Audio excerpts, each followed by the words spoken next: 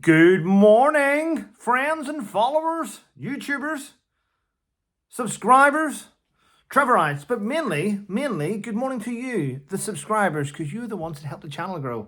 And today, I believe, drum roll, sound like an idiot, don't I? Today, I believe I may hit 86,000, which was a bit of a climb in the last couple of days. So thank you to all you brand new subscribers. I appreciate it. Right. Big thank you and a shout out to, whether you like it or not, shout out to Avid Gardener. Because I seen her video that she did last night. Well, I seen it last night. Yes, and it's amazing, isn't it? That, do you know what? Do you know what makes me laugh every day, right? The fact that I live in individuals' heads 24/7. Imagine getting up out of bed every day and the first thing you think of is not to say hello to your wife, whether it's your first wife, third wife, fourth wife, whether it's your fifth wife. Imagine getting up every day and ignoring your wife and going straight on Twitter to type something, Trevor's a fraud, Trevor's this. Imagine living a life. That's not even living. That's not living. Well, I would like to point out something. I am utterly thriving. My life is great. My second book's out. Really, really good. And everyone in my life is awesome. I know some people will like that. Some people will hit that. Thanks for all the lovely comments the other day, by the way. It means a lot. And thanks, Fiona, for your video. Yes. Hopefully YouTube will look at these utterly despicable people and remove them. Yes. Crazy, isn't it? Well, every day for me is a school day. Yes. Yes. I'm on chapter 9 now. I've written 9 chapters of a new book to say I want, and I will be reaching out to one of my subscribers to help me with the proofreading because I do not trust book companies who are utterly useless. Yes. Yes. But apart from that, all positive. Can you hear that? That's Zeus having a drink. Yes, today's handover takeover day. I've got my boys with me today, which is fantastic. Yes. What a day ahead of me. Yeah. I'm keeping an eye on people because you know what? The old saying, keep your friends close, keep your enemies closer. So I'm keeping an eye on people that have promised me things and said they wouldn't do things, but are going back and doing the things behind my back. I'm watching everyone. Watching everyone. Have to keep an eye on them. Because the minute you take your foot off the gas and you let people do what they want, you know, things go wrong. Things can go wrong. And you have to make sure you are prepared for those type of situations. Right, so what's in the media today? Quite a few things, actually. Quite a few things indeed. Check this out. The new fire chief in Northampton Fire Service has quit after only 10 days. It turns out that the Northampton Fire and Crime Commissioner got her that role. And it seems they're in a relationship. So when they look deeper into this and they go, oh, so both of you are out cycling, you're out doing things together. You put her name in the hat. Okay, so let's look into this fire chief. Wow, you mean she's got no experience, not one utter piece of experience in fire safety? She hasn't even done any qualifications in that. How did she get that job? Well, she's had to quit. She stepped down. She knows it was morally wrong. And now there's calls for the Northampton Fire and Crime Commissioner to step down as well because he clearly is morally and utterly corrupt. There we go. Yes, you can look at that. You can look at the links I put in the description and read for yourself. And Coutts, I can't even say the name, Coutts, Coutts. Apparently it's a bank for the rich and famous. Even the royal family use it. Well, it now is apparent that they got rid of Nigel Farage in their having an account there because of his beliefs. They said in a report, he asked for a disclosure. He wanted a subject access request on why they got rid of him. A lot of it was redacted, a little bit like what YouTube did to me. However, in the bit that weren't redacted, they've mentioned that he's a racist so many times. They mentioned the word Donald Trump so many times. They mentioned the word PEP, which is a politically exposed persons. So they don't, Brexit was in there a few times. They got rid of him because of his beliefs. There we go. Yep. And that, don't take my word for it. Listen to Nigel. He was on last night on GB News. Yes.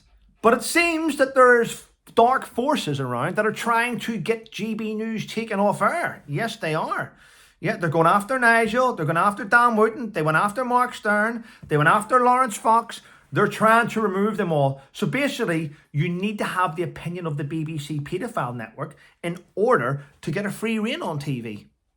That's just my opinion, clearly. You know, look into things yourself if you're not happy with what I say. But yeah, it's quite strange, isn't it? They really are going after Dan Wooten. And this will end up in many, many lawsuits, no doubt. Yes, of course it will.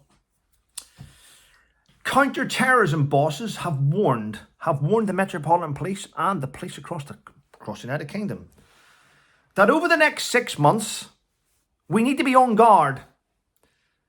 Because they are releasing, now I don't know why they're doing this, they are releasing one terrorist every week for the next 6 months, which means you're going to have to take more man hours, woman hours, person hours to watch these individuals because they're a threat to national security. So, if that is the case, if you're releasing people into the public and they're a threat to national security, then don't release them. Get the judge to change the order. This individual is a threat to our country and needs to be detained. Change it, but you can't Trevor the law. Listen, change the law. I'm not gonna, it'll come out bad if I say it. In Afghanistan, whenever you captured high-value targets which were a threat to security and life, you got special diplomatic powers from the Cabinet Office to extend their sentence. We can do it. Every country does it to protect their country. Why can't we do it in the UK?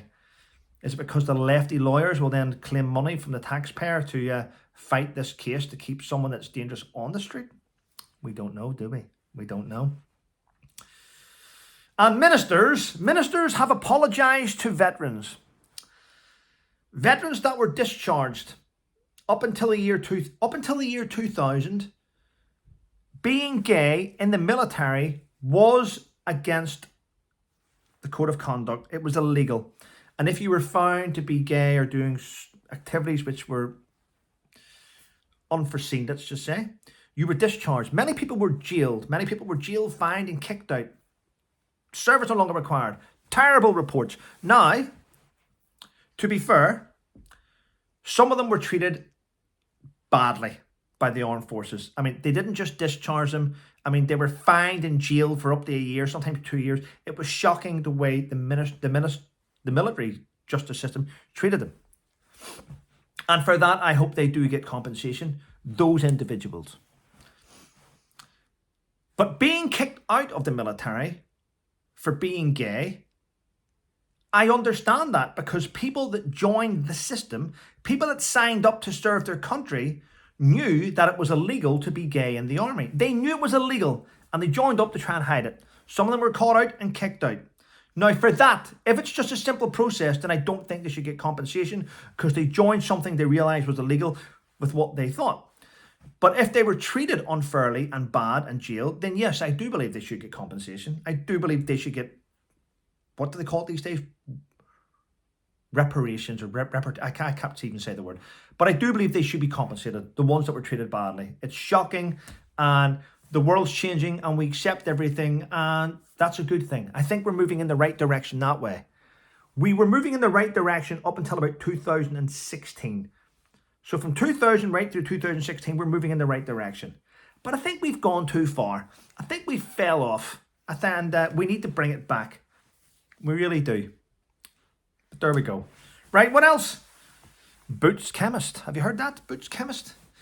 Boots Chemist currently have 2,200 stores across the UK. But they want to have 1,900. That means they're closing 300 stores. 300 chemists across the UK are being closed. They employ 52,000 people at the minute. But I can't get my head around this. They're closing it to save money.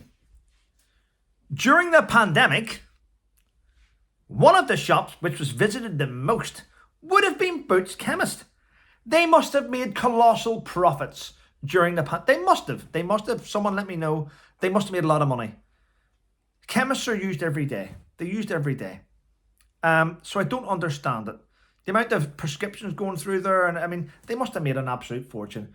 So For them to want to shut 300 shops, that's what I'll call them, to save money, that's going to put more people on the unemployment line, unfortunately.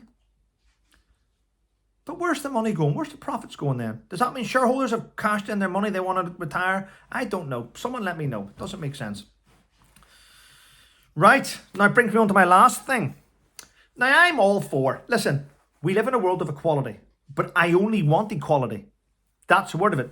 This diversity and equality doesn't work. It's nonsense. It's going, oh, we have so many colours, so many religions, we need to have one of each. We don't need to have one of each. We don't. We need to have the best people there that are the most experienced for that role. Okay? That's what we need in a society. Whether that is people from different religions or different cultures, I don't care. If you don't employ someone that's white, do you know what? That's okay if the person that's white is thick.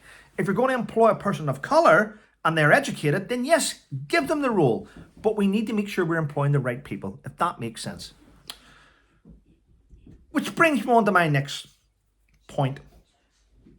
The Prime Minister is currently being put under extreme pressure to employ a female as the next Defence Secretary. So now you've heard that.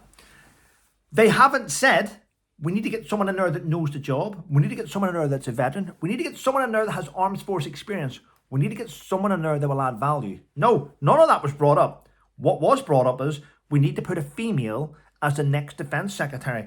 So surely that degrades females, does it not? For all you feminists out there, does that not degrade the female politician?